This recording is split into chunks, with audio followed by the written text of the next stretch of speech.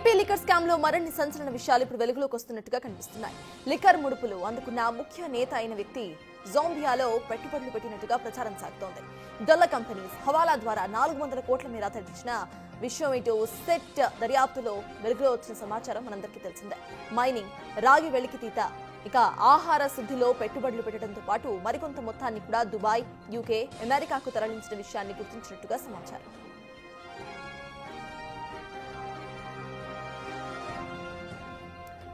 ముంబై, ఢిల్లీ, హైదరాబాద్తో సహా మరికొన్ని నగరాల్లో హవాలా వ్యాపారుల సహకారంతో ఈ మొత్తాన్ని కూడా తరలించినట్టు భావించిన సిట్ అధికారులు ఇప్పటికే పలువురిని విచారణకు కూడా పిలిపించారు. ఈ మొత్తం వ్యవహారంలో కేంద్ర సంస్థల సహకారం సైతం తీసుకోవాలని సిట్ భావిస్తున్నట్టుగా తెలుస్తోంది.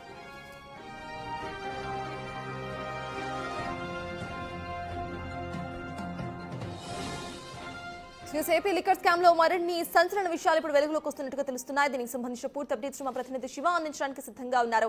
శివ, చెప్పండి, ఎవరైతే లిక్కర్ ముడుపులు అందుకున్నారో వాళ్ళంతా కూడా జాంబియాలో కొన్ని బిజినెస్లు పెట్టినట్టుగా తెలుస్తోంది. బిజినెస్ కు సంబంధించిన అప్డేట్స్ ఏంటి? అసలు ప్రెసెంట్ ఈ కేసుకు సంబంధించిన ఫ్రెష్ అప్డేట్స్ ఏంటి?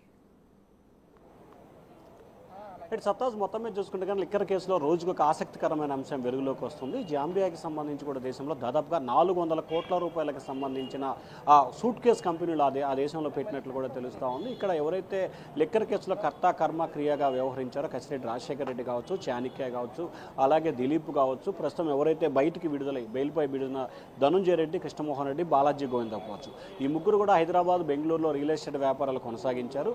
అక్కడి నుంచి బిగ్ బాస్కి అంతిమంగా డబ్బులు చేరినట్లు కూడా గుర్తించారు. ఆ బిగ్స్ ద్వారా కూడా అమెరికా నుంచి జాంబియాకి నిధులని డైవర్ట్ చేసినట్లు కూడా సిట్ అధికారులు ప్రాథమికంగా గుర్తించారు. దీంట్లో పలువురు కీలకమైన వ్యక్తుల సహాయ సహకారాలు ఉన్నట్లు కూడా గుర్తించిన పరిస్థితి కనిపిస్తూ ఉంది. మొత్తం కొంతమంది ఒక టీమ్గా ఏర్పడి అక్కడ పెట్టుబడులు అంటే సూట్ కేస్ కంపెనీలు పెట్టినట్లు కూడా తెలుస్తోంది. వాటికి సంబంధించిన సిట్ అధికారులు కీలకమైన సమాచారాన్ని రాబట్టారు. దాదాపుగా ఏదైతే మొత్తం లిక్కర్ కేసు సంబంధించి 3,000 కోట్ల రూపాయల పైగా కుంభకోణం జరిగింది. ఇప్పటికే కొంత నిధులను సీజ్ చేశారు. మరి కొంతమంది డబ్బులను కూడా పట్టుకున్న పరిస్థితి కనిపించింది. మరికొన్ని బంగారం కొనుగోలు చేయటం, మరికొన్ని రియల్ ఎస్టేట్ స్థలాలు, పొలాలు కొనుగోలు చేయటం. దీంట్లో కసిరెడ్డి రాజశేఖర హైదరాబాద్లో 11 చోట్ల స్థలాలు కొనుక్కున్నారు. దానికి సంబంధించిన ఆస్తులను అటాచ్మెంట్ చేసేందుకు కూడా ఏసీబీ న్యాయస్థానంలో అనుమతి కోరారు.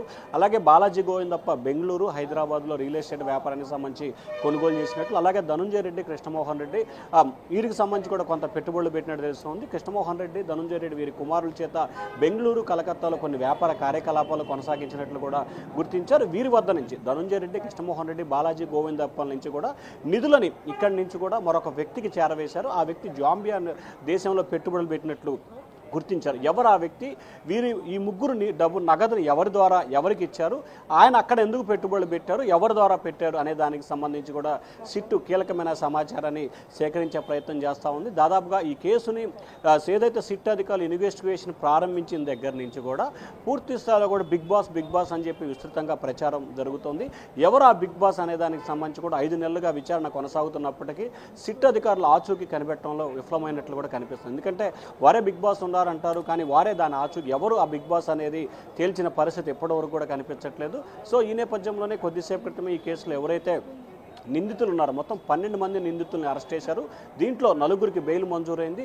ఒకరు ఎంపీ మిథున్ రెడ్డికి ఉపరాష్ట్రపతి ఎన్నికల్లో ఓటు హక్కు ఇచ్చినందుకు 5 రోజుల పాటు మధ్యంతర బెయిల్ మంజూరు చేశారు. సో ఈరోజు 11 మంది నిందితులు కూడా విజయవాడ ఏసీబీ న్యాయస్థానంలో హాజరయ్యారు. అయితే దీంట్లో 2 గుంటూరు సబ్ జైలు నుంచి, మరొక 5గురిని విజయవాడ సబ్ జైలు నుంచి కూడా తీసుకొచ్చి విజయవాడ కోర్టులో హాజరుపరిచారు.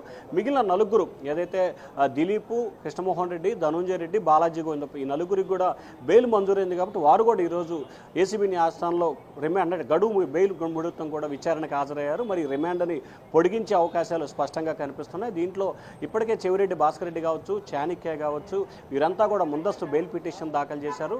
ఈ కేసులో ఏమనగా ఉన్న కసిరెడ్డి రాజశేఖర రెడ్డి కూడా ఇప్పటికే 3 సార్లు పైగా కూడా బెయిల్ పిటిషన్ దాఖలు చేశారు. మరొక వైపు వీరు ఏదైతే లీగల్గా ఇటీవల కాలంలో 2వ ఛార్జ్ షీట్లో 21 అభ్యంతరాలను ఏసీబీ న్యాయస్థానం వ్యక్తం చేసిందో దాన్ని బేస్ చేసుకొని లీగల్గా టెక్నికల్ విషయాన్ని బేరేజ్ వేసుకొని ఈ 3 వ్యక్తులు బెయిల్ పొందారు. సో ఈ 3 వ్యక్తుల బెయిల్ రద్దు చేయాలని చెప్పి కూడా హైకోర్టులో పిటిషన్ వేయటం, నిన్న దానిపై సుదీర్ఘంగా వాదనలు జరగటం, ఈ 3 వ్యక్తులకి నోటీసులు ఇవ్వాలని చెప్పి హైకోర్టు ఆదేశాలు జారీ చేసడం తదితర పరిణామాలు అయితే ఆసక్తికరంగా మారిన పరిస్థితి కనిపిస్తూ ఉంది. ఒకవైపు ఈ పరిణామం కొనసాగుతున్న సమయంలో ఇంకొక వైపు జాంబియా దేశంలో 400 కోట్ల రూపాయల పెట్టుబడుల అంశం కూడా తెర మీదకి వచ్చిన పరిస్థితి కనిపిస్తూ ఉంది. ఈరోజు రిమాండ్ పొడిగించే అవకాశాలు స్పష్టంగా కనిపిస్తూ ఉన్నాయి. సత్తాస్.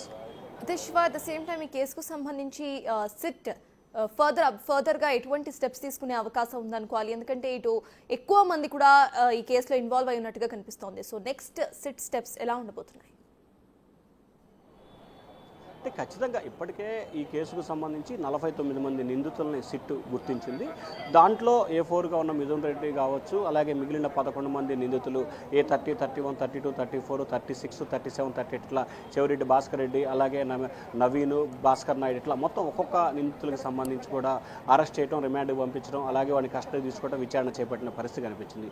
వీరందరి ఫోన్ డేటాని 2020 నుంచి 2024 ఎన్నికల ముగిసే వరకు వీరు కొనసాగించిన కార్యకలాపాలు, వీరు జరిపిన ట్రాన్సాక్షన్కి సంబంధించి కూడా ఈ మొత్తం ఈ 49 మందిన డేటానికి సంబంధించి కూడా పూర్తి స్థాయిలో డేటా రికవరీ పెట్టారు. ఏదైతే ఢిల్లీ పోలీసుల సహకారంతో అంటే ఆ డేటా రికవరీకి సంబంధించి, అలాగే ఆ టెక్నాలజీ ఆధారం చూసుకుంటే హైదరాబాద్, ఢిల్లీ 2 చోట్లను ఉన్నట్లు సిట్ అధికారులు గుర్తించారు. సో వీరందరి ఫోన్ నెంబర్లని సేకరించి వారందరికి సంబంధించిన డేటా రికవరీ ప్రక్రియను ప్రారంభించారు.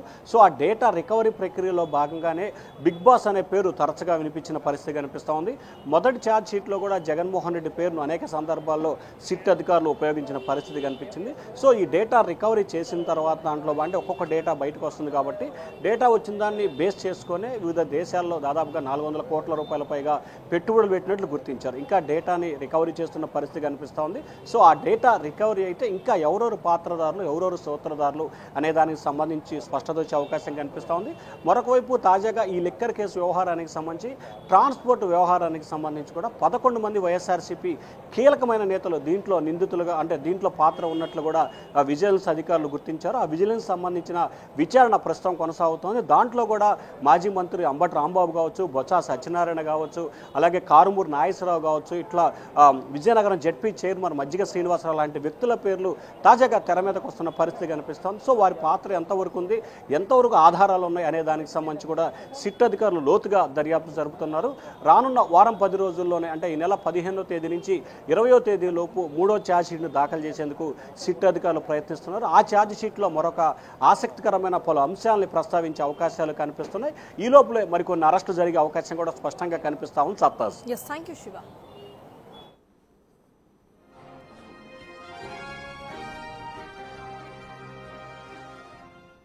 సో ఏపీ లిక్కర్ స్కామ్ లో ఇటు మరిన్ని సంచలన విషయాలు ఒక్కొక్కటిగా వెలుగులోకి వస్తున్నాయి. ఇప్పుడు జాంబియాలో పెట్టుబడులు పెట్టినట్టుగా ప్రచారం కూడా సాగుతోంది. టొల్ల కంపెనీస్ హవాలా ద్వారా 400 కోట్ల మేర తరలించిన విషయం ఇప్పుడు సిట్ దర్యాప్తులో వెలుగు చూసింది. ఇంకా లోతుగా విచారణ చేస్తే ఇంకా మరిన్ని అప్డేట్స్ కూడా వచ్చే అవకాశం ఉన్నట్టుగా సిట్ తెలుపుతోంది.